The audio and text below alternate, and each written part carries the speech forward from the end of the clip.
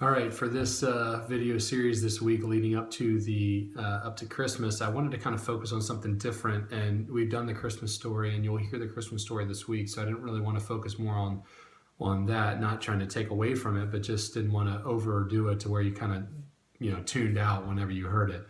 So I want to focus on the names of God this week, especially some ones in light of certain circumstances that may mean more to us and that may help us and encourage us and challenge us at times.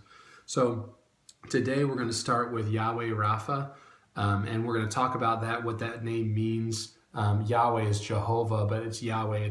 We'll talk about that in just a second. But on Thursday, I want to end with Emmanuel, which means God with us, and that's what we refer to a lot with the Christmas story, is that Emmanuel will come because it will be God in the flesh. It will be God with us. So we're going to end there, but we're going to start with Yahweh-Rapha. And Yahweh-Rapha has the idea of, or it means the Lord that heals. Most of us have been following what's going on with Brooklyn here, and all of us have been praying for God to heal Brooklyn, and there's nothing wrong with that. And in fact, the idea of Yahweh-Rapha is that God can heal. He is the God who heals. However, one of the things that we tend to do is we tend to say if he doesn't heal, there's something wrong. If he doesn't answer this prayer and heal in a way, there's something wrong. But keep in mind that a child of God will never have a perfect body on earth. We are all dying. We are all decaying. There's always something going on in our bodies that is driving us farther away from healthiness rather than closer to it. Whether you use essential oils or eat granola or rub daisies on yourself, it doesn't matter. You're never going to prolong the fact that you're going to die at some point.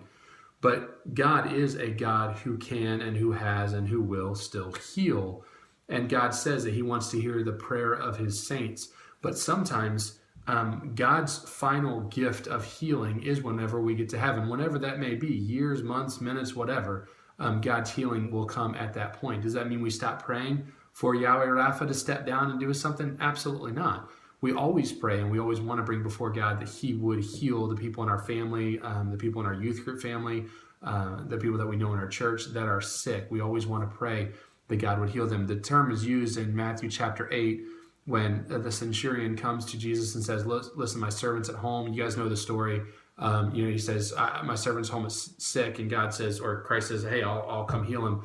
He says, no, don't even come to my house. I know who you are. You don't need to come. Just say the words. Well, in verse 3, he says, in verse 7, he says, and Jesus said to him, this is after the centurion came to him, he says, I will come and heal him. That's his name, Yahweh-Rapha. I will come and heal him. I am the Lord. I am the God who heals, and so I will do it.